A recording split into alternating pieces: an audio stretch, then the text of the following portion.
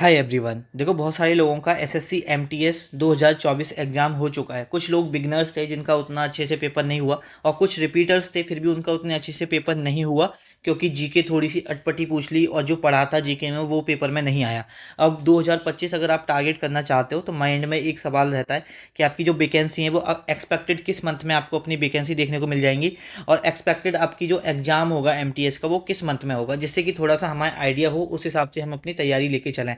इस वीडियो में हम बात करने वाले हैं एक्सपेक्टेड किस मंथ में आपकी वैकेंसी आ जाएंगी और आपका पेपर किस मंथ में होगा। ठीक है, डेट नहीं, किस मंथ में होगा।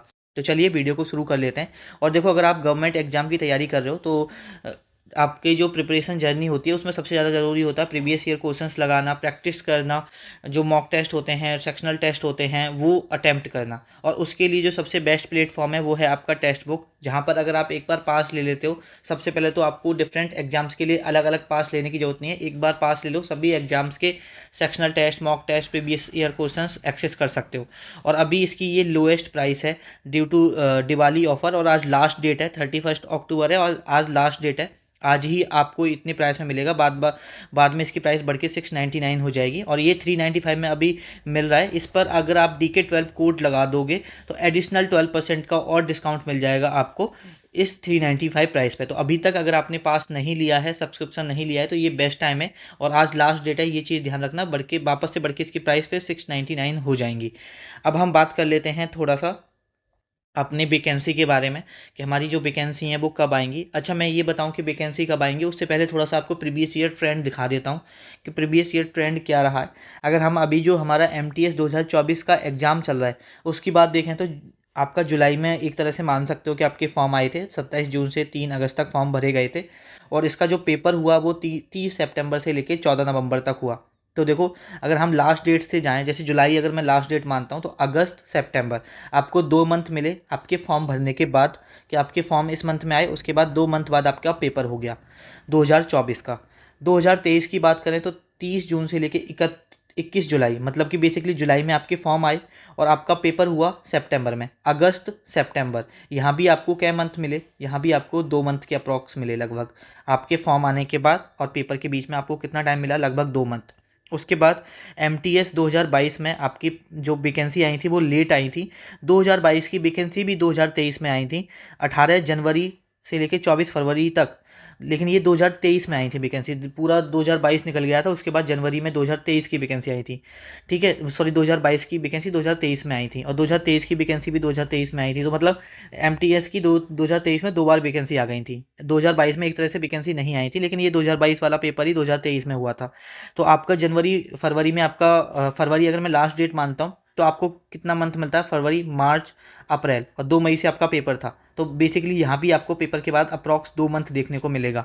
यहाँ पर देखो, ये थी हमारे जो अब हमारा पेपर का पैटर्न है। इससे पहले हमारे 2 पेपर होते थे MTS के, तो अगर मैं इसे कंसीडर भी ना करें तो हम इसे छोड़ सकते हैं, क्योंकि यहाँ पर हमारे 2 पेपर होते थे और इसके बेसिस पे हम इसे एनालिसिस नहीं कर सकते हैं। लेकिन अगर देखने को देखा जाए, 2021 की वैकेंसी 22 मार्च से लेकर 30 अप्रैल, मतलब 30 अप्रैल लास्ट डेट थी। अप्रैल के बाद अगर हम मंथ देखें तो मई, जून, यहाँ भी हमारे 2 मंथ मिले। जुलाई में आपका पेपर स्टार्ट हो गया। ठीक है, फर्स्ट CBT 1, CBT 2 थोड़ा डिले हुआ, ठीक है, नवंबर में होता है, लेकिन हमें CBT 2 से मतलब नहीं है, क्योंकि अभी हमारा CBT 2 नहीं होता, अभी हमारा MTS का एक ही पेपर होता है। 2022 से पहले 2 पेपर होते थे। ऐसे ही 2022 की बात करें तो अक्टूबर 2020 में फॉर्म आए थे, और इसका CBT 1 हुआ था नवंबर 2020 में। तो यहाँ भी आपको देखोगे, अगर हम एक अपना रफ आइडिया निकालें तो रफ आइडिया हम ये मान सकते हैं कि जब हमारी वैकेंसी आती हैं उसके वैकेंसी के लास्ट डेट के बाद लगभग हमें अप्रॉक्स 2 मंथ का टाइम मिलता है पेपर की तैयारी करने के लिए। 2 मंथ बाद हमारा पेपर स्टार्ट हो जाता है, और हमारा पेपर कभी भी हो सकता है। तो कहने का मतलब ये तो हमारे माइंड में पहले से क्लियर होना चाहिए कि पेपर, मैं वैकेंसी का वेट करूँ कि कब फॉर्म आएंगे उसके बाद तैयारी करूँ, तो मेरा पेपर निकलने के चांसेस 90% नहीं है। ठीक है, वो बात अलग है कि 10% आप किसी और एग्जाम की तैयारी कर रहे हो तब आप निकाल पाओ। लेकिन अगर सिर्फ आप SSC MTS टारगेट कर रहे हो और आप सोच रहे हो कि मुझे फॉर्म आएंगे तभी मैं तैयारी करूँगा, अगर आपको एक अच्छा डिसेंट स्कोर करना है तो आपको लगभग 5 से लेकर 6-7 महीने आराम से देना पड़ेगा।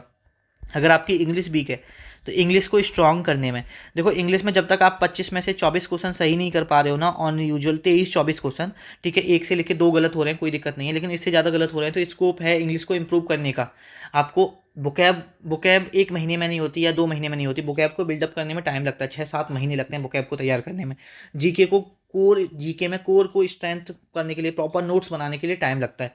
तो आपको अभी से तैयारी करनी पड़ेगी एमटीएस 2025 के लिए। अगर देखो, मैंने अपने अनुमान के अकॉर्डिंग बताया कि इससे पहले तो आपका पेपर नहीं होना चाहिए एमटीएस 2025 का, इससे बाद में हो सकता है, लेकिन अगर हम देखें तो मेरे अकॉर्डिंग जो फॉर्म आ सकते हैं वो मार्च या अप्रैल में एमटीएस के फॉर्म आ सकते हैं, जो मैंने एनालिसिस किया है। और आपका जो पेपर होगा वो जुलाई अगस्त में पेपर हो सकता है। देखो, यहाँ पर मैं आपको एक चीज़ बता दूँ, ये सबसे प्रायर है, मतलब इससे पहले होने के चांसेस 1% है। हो सकता है, ऐसा नहीं है, मैं गलत हो सकता हूँ, मैं 100% गलत हो सकता हूँ, लेकिन आपका पेपर जुलाई अगस्त के पहले पेपर होने का बहुत कम चांसेस है। हाँ, हो सकता है कि आपके पेपर में आपके फॉर्म में थोड़ा सा डिले हो जाए, ये फॉर्म मई में आए, अप्रैल मई में आए और पेपर थोड़ा सा और लेट हो जाए। जैसे इसी ट्रेंड को फॉलो करें कि नवंबर में पेपर कराएंगे, अक्टूबर नवंबर में, पहले ये ख़त्म कर लेते हैं आपका CGL CHSL, ये ख़त्म कर लेते हैं। लेकिन ऐसा भी कर सकते हैं वो कि आपका पेपर पहले करते हैं, एमटीएस पहले करा लो, फिर CHSL करा लो, फिर CGL करा लो, इस तरह से करा लो, ठीक है, इस तरह से भी कर सकते हैं। वो तो सारी चीज़ें जब क्लियर होती हैं जब हमारा कैलेंडर आएगा, ठीक है। कैलेंडर आएगा अप्रॉक्स आपका दिसंबर तक कैलेंडर आ जाएगा, एसएससी का जो कैलेंडर है वो दिसंबर तक आ जाएगा।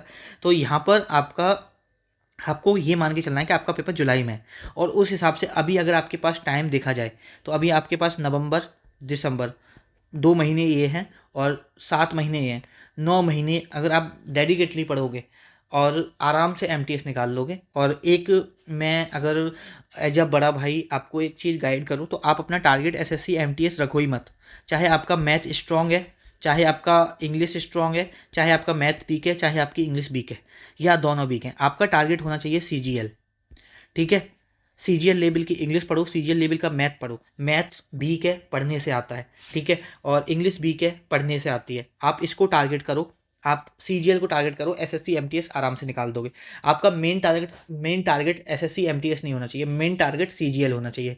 हाँ, अगर आप सीजीएल लेवल की तैयारी करके चल रहे हो, आपका एमटीएस का पेपर आया, तो आप फिर 1 महीने पहले या 2 महीने पहले पूरा फोकस एमटीएस पे डाल सकते हो। लेकिन अभी के हिसाब से जब आपके पास 7-8 महीने हैं, तो आपको सिर्फ एमटीएस को डेडिकेटेड नहीं करनी है अपनी तैयारी, आपको डेडिकेटेड करनी है आपको सीजीएल को।